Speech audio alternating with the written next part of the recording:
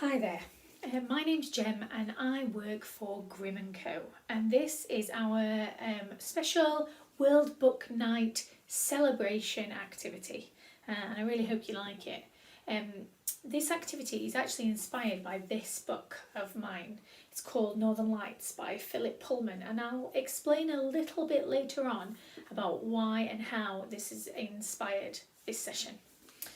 So the first thing that I'd really like you to do is I want you to think of a book that has an animal in it, and the animal needs to play kind of one of the main parts, or it needs to play a significant role in the story. Okay, so if you could do that for me first, that would be brilliant, and it would be even better if you chose a story, a book that you like as well. That would be lovely. So I'd like you to have a little think about a book that has an animal in it. The animal plays a really important part. And once you've got that animal in your mind, I'd love it if you could write it down for me or try and draw it. That would be really fabulous. Feel free to pause this video at any point if you need a bit of thinking time. So let's say you've got your animal from your book, okay? And the reason why I've asked you to choose that is because that's what I've decided our writing activity is going to be about today. It's going to be about having animals feature in our stories in really interesting ways. Now, I don't know if you know much about World Book Night, but it's exactly the same as World Book Day, but at night. How about that? However, World Book Night has not been going on for as long as World Book Day. World Book Night started back in 2011, and the reason why I know that is because I was a book giver on the very first World Book Night. So here's how it works. World Book Night announces the books that are going to be available for the event. And if you see a book that you really love, well, you can apply to be a giver. And that's what I did. I applied to be a giver and I got through, which was amazing.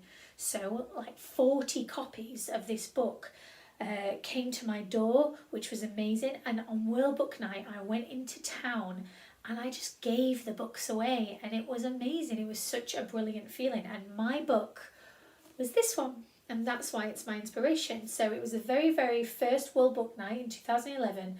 And I chose Philip Pullman's Northern Lights, okay? The way it goes as well is you write a name in the back, and there's like a special code number. So the idea is you type in that number onto the website, and you can see how far your book has travelled as people keep giving it and giving it. It's amazing.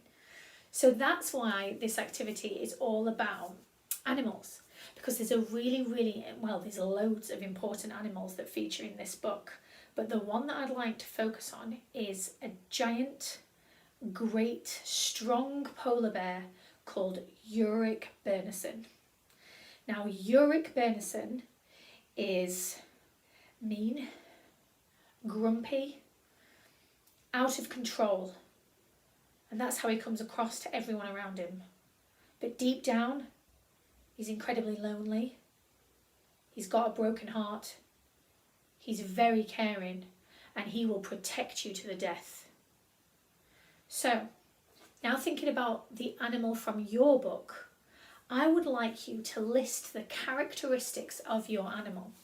And that can be physical characteristics. So describe the animal's appearance for me. All right? Use keywords underneath your you might have drawn your animal, or you might have written it underneath.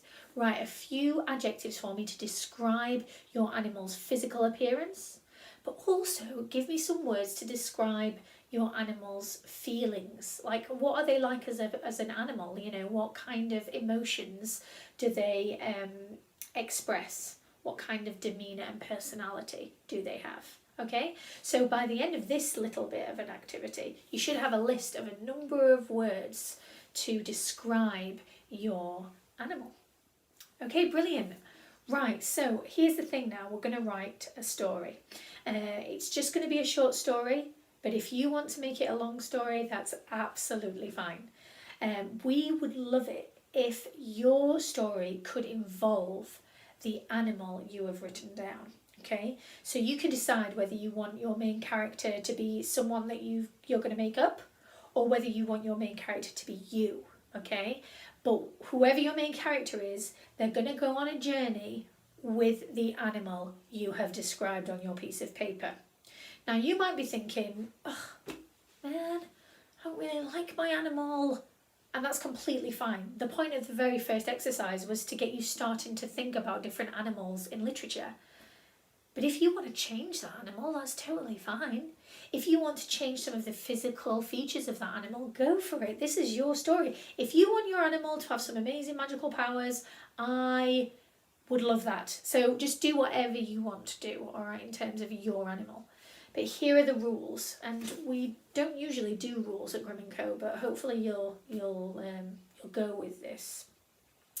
The rule is that your animal must travel with your main character for some of this story. So it's fine if they disappear or they go somewhere or something happens to them halfway through, or it might be that your animal doesn't join up in the adventure until 3/4 of the way in, but they must join the main character on some part of the adventure at some point in your story. So that's the first rule.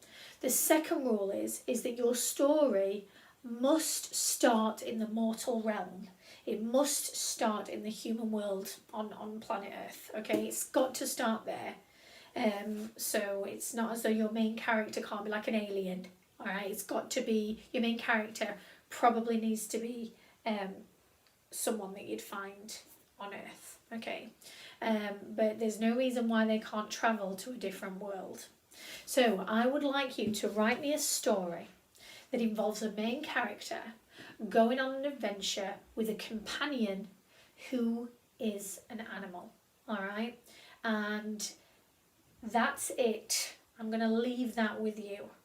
As always at Grimm&Co, we think that stories are everything. They are so important in terms of showing the weird and wonderful sides of your imagination. So please email us and let us know your stories. Please copy us in, hashtag us in any social media that you upload of any work that you do, because we would love to celebrate it. And it would be great, even though we can't go out and share books for World Book Night, it would be great if we could share our own stories for it. All right, thank you very much.